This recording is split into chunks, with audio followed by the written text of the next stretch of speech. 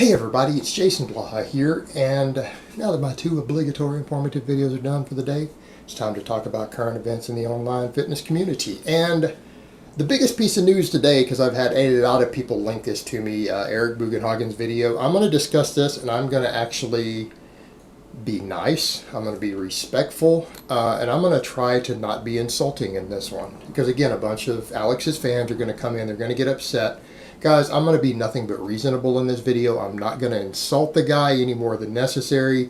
I'm just going to be objective. So let me put on my +5 out of weaponsmithing, work on skilling up my crafting a little bit, and let's talk about this. And the thing is, guys, people need to understand this wasn't personal between Alex and I at one point. Yes, some things happened that made this personal. However, my original criticism of him literally had nothing to do with him as a person. It wasn't biased. It had the stuff that made him angry at me was me actually being objective originally, and then it got ugly. Then the name calling started. Then he got personal. He got involved in stuff that I took very personally, and yeah, it became personal. I'm going to try to set that aside in this video. I'm going to go out on a limb and say, had he just been honest, he would have gotten respect from me originally. And what I mean by honest, I mean honest about his strength.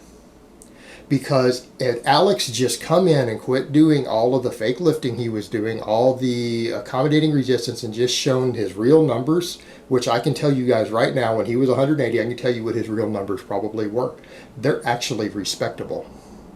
They are actually respectable, and for his weight, he was actually a strong guy.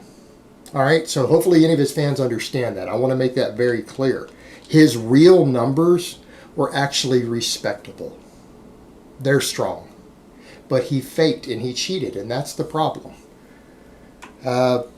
He faked and he cheated. Realistically, being totally objective, at his peak when he was his strongest, he was probably a legitimate 300 bencher. People say, what? It's got to be hard. No. But you know what? 180-pound 22-year-old or 21-year-old who can bench 300, that's respectable. That's respectable. That is actually really good. That's really good. You can't hate on that. The problem is that he would come in and claim he could bench 315 for 3 while bouncing it off his chest, lifting his ass off the bench, and claim, well, I'm not a power lifter. Well, it doesn't mean that you're not going to be judged by power lifting rules and standardized rules on a bench. That's just reality, right? That's reality. He was a legit 300 bencher. We know that because he got a 295 pen press. It was a grinder. And you can assess that he was probably lifting close to 10% more than his real max by bouncing off his chest, lifting butt off the bench on the triple, right? Relatively realistic, and he could probably do a little more. His max might have even been 305. I'll even give that. I'll concede it could have been over 300. Legitimate deadlift, he was probably a 520, 525 legitimate conventional deadlifter without straps at that point. You know what? I think that's fair. And again, come back to the point. A 21-year-old guy who weighs 181 pounds or 180 pounds who can deadlift 520, that's respectable. See, guys, I'm going to give some bona fides here. I'm going to be objective and set aside any personal feelings I have. We know his 225 press wasn't legit, but you know what? I bet you he had a 200 press. I bet you he could have legitimately probably paused and pressed 200 pounds on a standing press. You know what? I'll concede that point. What do I tell people that I think is a reasonable strength base for any healthy young man? What I always say, 200 press, 300 bench, 400 squat, 500 deadlift. That if when you reach those numbers for a natural, healthy young man, that is a solid, reasonable strength base that you should be reaching for. Did he achieve those? Yeah, he did. And I would have given respect and credit where credit was due for that if that's just what he had done. Got on camera, does it, say, yeah, I'm a 300 bencher. I'm a little over 500 deadlifter. All right, I would have been given nothing but respect and be like, hey, that's cool. The problem is that he did all this fake stuff to sell programs. And we'll jump to Bugenhagen stuff in a minute. And you know, here's the thing, guys. I'm trying to change the way I'm doing things because I'm someone who has been branded on the internet as being a liar. People have tried to market me and brand me as being a liar. And if you guys probably should have noticed at this point, I don't start making claims of numbers or anything else that I can't prove to you guys objectively. I've realized that because of the amount of nonsense and BS that's on YouTube, other people get away with telling major, massive lies who are big YouTubers, and they get left alone.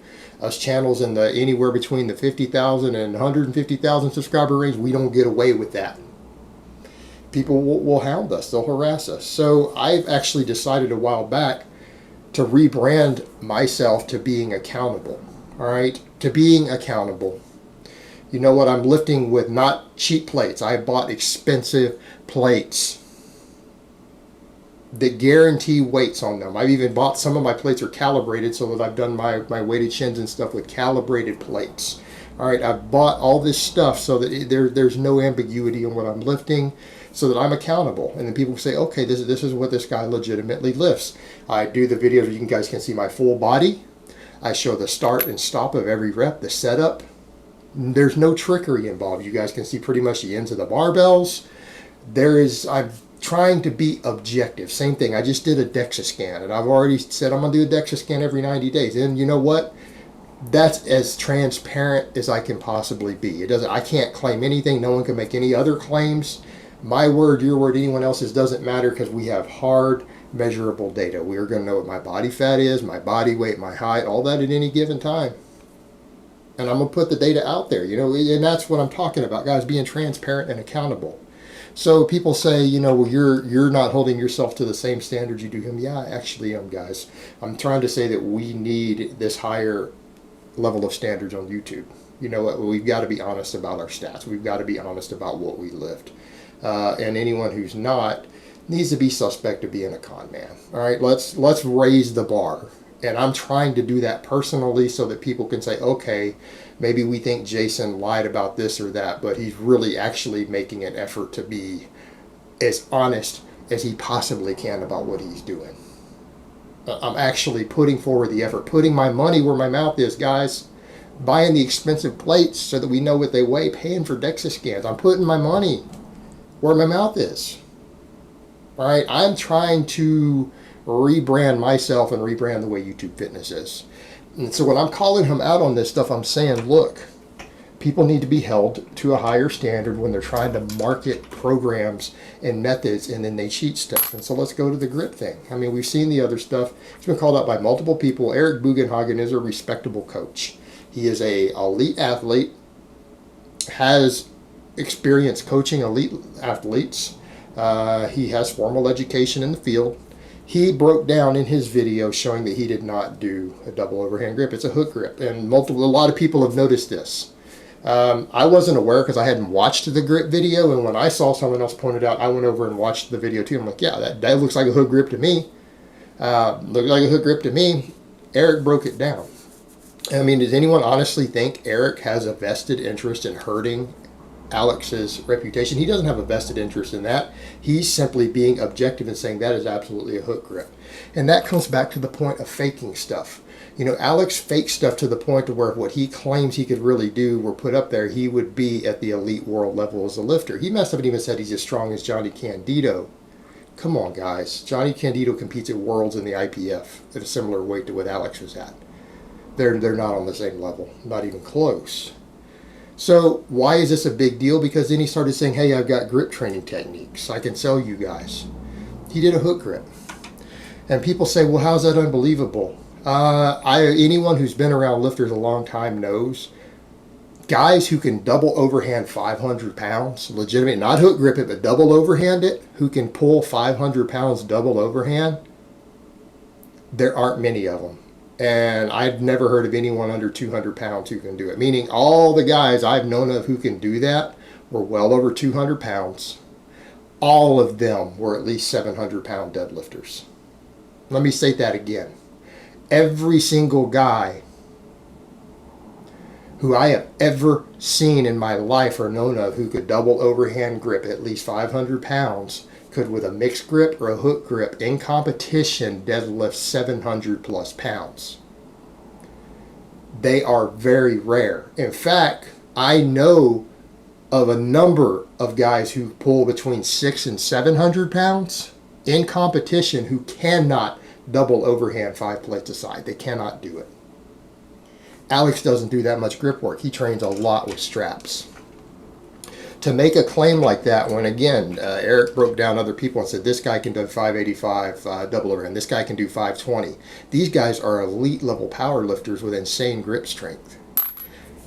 He basically jumped up there and produced a fake grip strength by using hook grip instead of real double overhand, like calling it double overhand and bragging about his grip strength. 585 plus 80 pounds of change. That's over 600 pounds double overhand.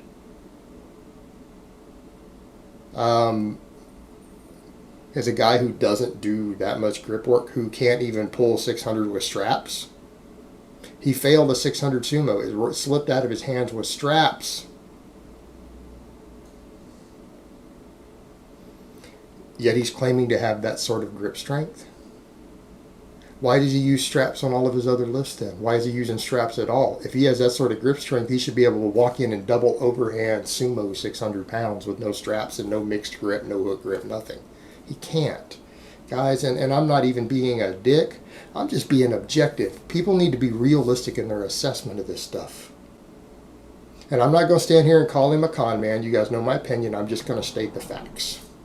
Guy did this, pulled a trick lift. Everyone who's looking at it, people who are respectable coaches who know strength standards, are looking at it saying, no, bro, that was a hook grip. I can see your hand angles. I can see what you did with your thumbs. It's a hook grip.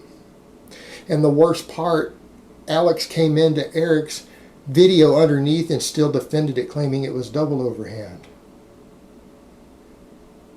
You know, people want to talk about lies.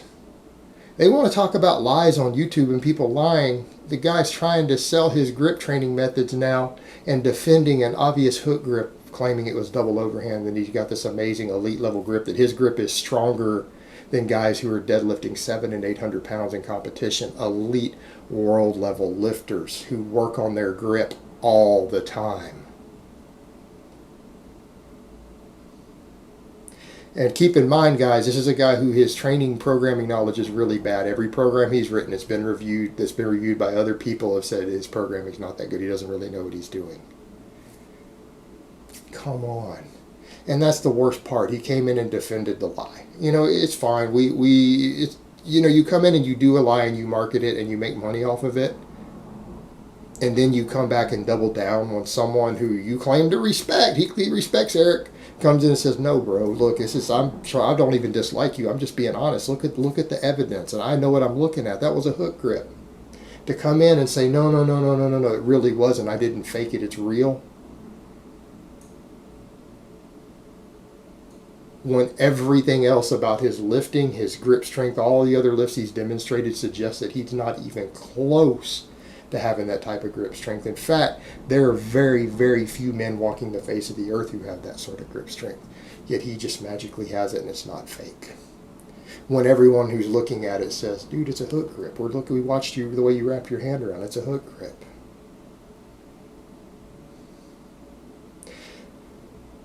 Come on, guys. We've got to have a higher standard of accountability out there, and that's the scary part, is how many of his fans are going to look at that and say, no, and they'll defend him. Why do people get that emotionally attached when someone is obviously scamming, when they've been caught repeatedly scamming? We're not talking about exposed, we're just talking about what he's actually demonstrated on camera. Has been repeatedly caught. He supported someone who pulled bigger scams than him, publicly supported them, and got called on it.